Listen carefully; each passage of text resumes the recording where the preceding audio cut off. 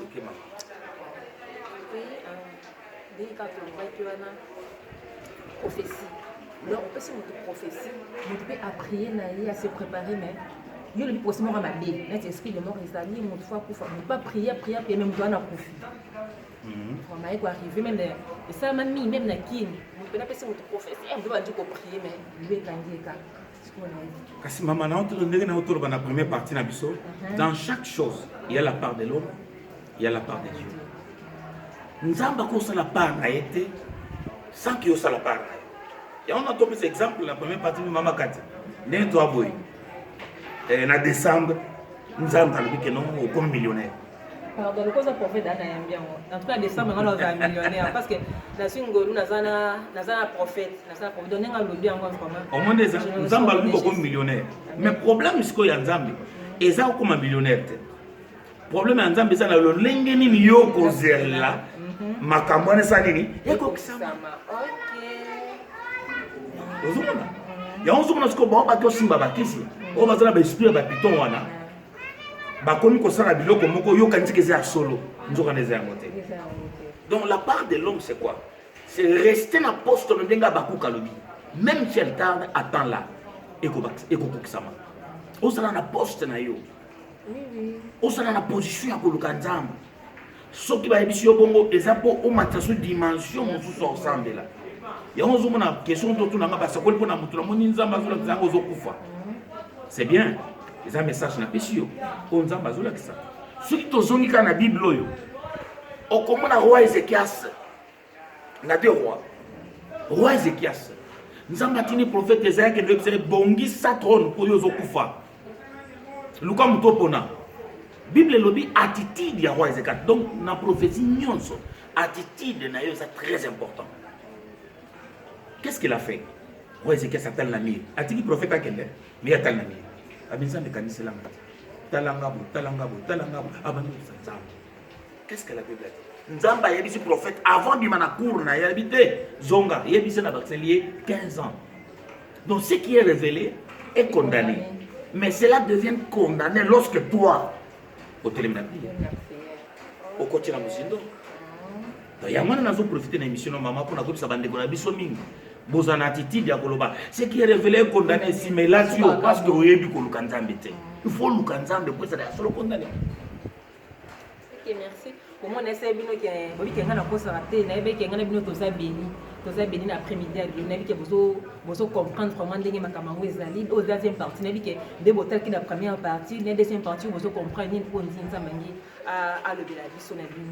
Oui papa ça na ba prophète mosusu azali pena mosala nzambe abanangi ne pe binia na nzambe penza sikoyo ekoma na ntango moko boye azali peme na nzambe te aosala oyo nzambe alingi te vraiment akomi wana ezita akomi loin de Dieu mais don wana elongo ete eza kaka pati nazoprofétise mpe makambo ezokokisama mais makambo azosala vraiment soi vi na ye soki otali epesa nzambe lokumu te sikoyo mpona baprofete wana eske eza kaka don wana eza kaka na nzambe alongolaka don na ye te soki moto asali mabe ou comment.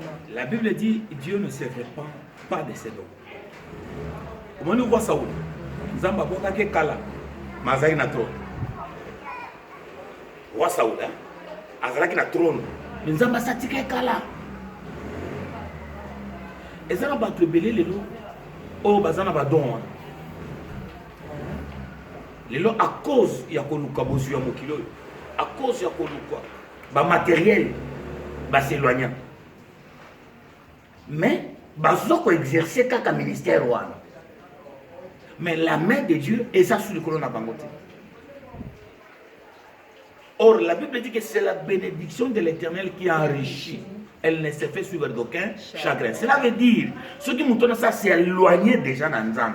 Automatiquement ce n'est plus la bénédiction de l'Éternel qui enrichit. Non tu koloba awat. Ba faux prophète oyo bazali ba témoin véritable te Nzambe. Ba toana abondeli pona yo. Yo kantika asakulu makambo sola tshelo boko likolo na nzuka naza ko etufe. Azo yiba oyo ya mokeyo zana. Ya mosuna bato mususu azaka na mbongo ebele basakola pona ye basala boy. Le fait kaka ya kosemaka na misala wana mbongo na nyonso bandiko. Aussi. Lobi kuna ba komi ba prophète baza bato lokuta problème eza ba prophète te. Soki ozali na intimité na molimo mosantu ozali na crainte ya kobanga nzambe na otoloba na ebandeli awa le saint esprit ya nous activaka la sensibilité elingi oloba nini omona te mama kati otikali komona nanu te ndenge tovandi boye totelemi eloko mo ekweya bato balobi moto wana aza na bakisi ana bakisi ndenge atemika boye eloko eleki. Donc quand le Saint-Esprit active la sensibilité dans la yo, ce qui m'a bien dit à tous en kata taxi bis.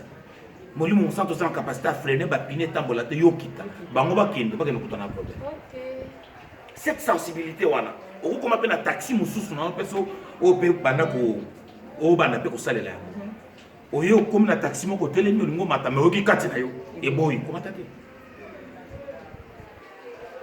C'est ça la sensibilité. Alors l'action que nous place sur nous quand on a périple les années. Place sur nous quand on est en malamité. Zala sensible là, zala sensible là. Donc soki kaka au komi bongo.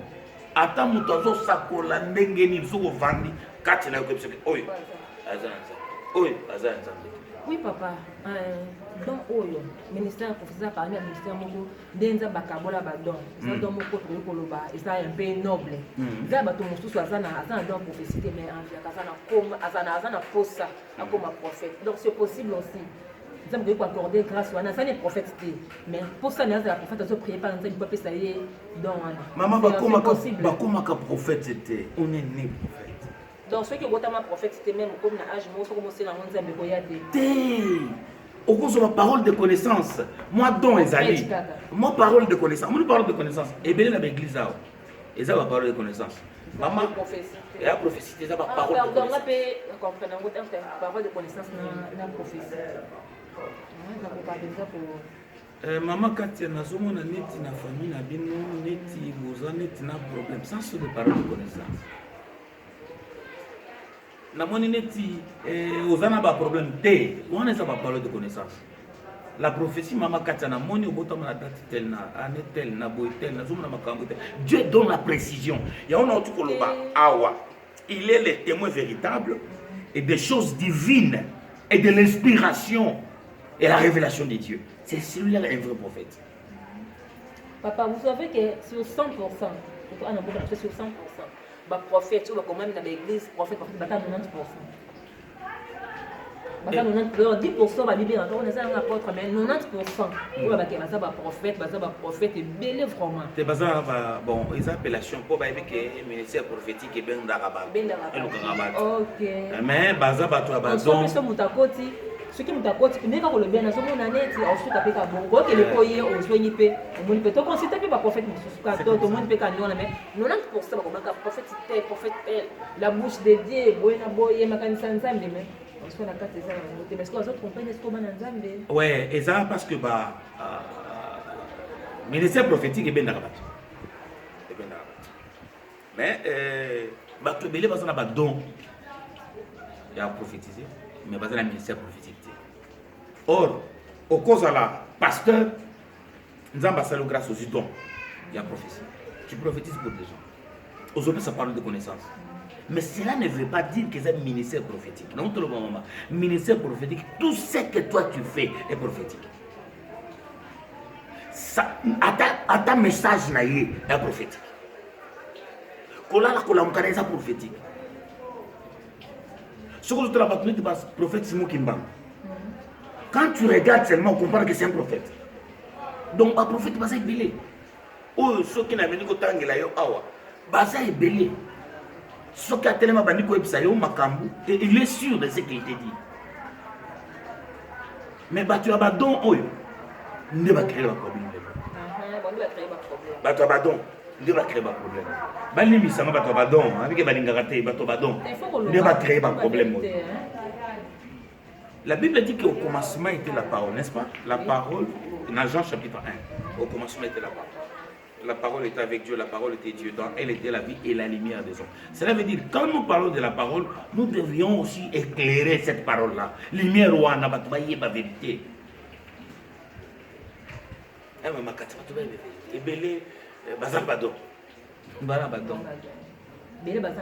La parole de connaissance. La parole de connaissance. Dans la vision, là, l'histoire de nous a mal expliqué.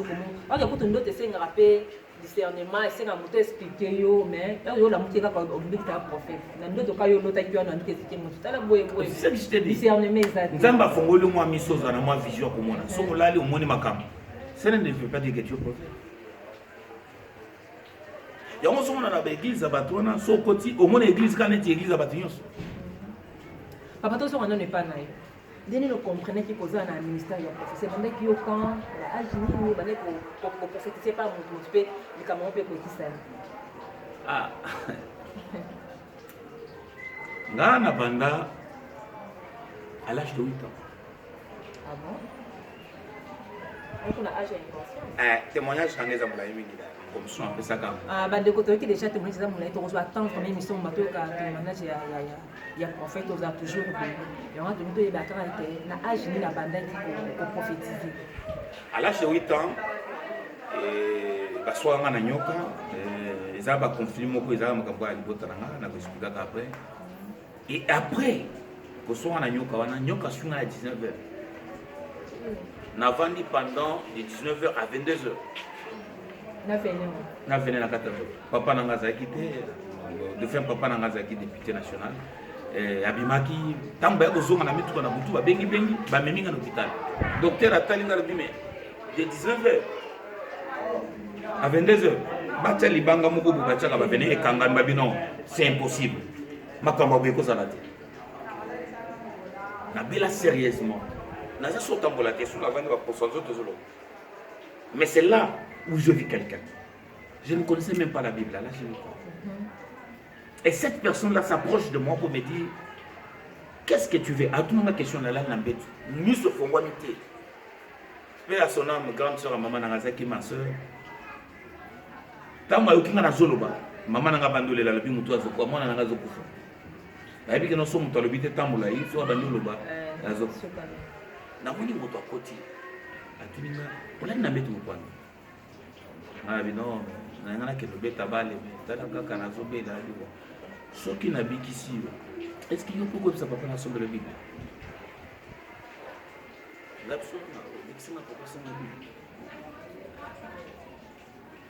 Non, c'est la Bible. Mais nous sommes servants. Nous sommes servants catholiques. Au Simba Croix. Au Loïnanga, à Zassam. Vous voyez un peu? Nous sommes en train de la mouille qui n'a pas de responsabilité. Tant on a vu papa et puis on a vous blaguer. À ton âge, c'est la Bible dit. C'est comme tu viens après, dans même ça va ventiler, va ça dans mon kilo. Je me dis non.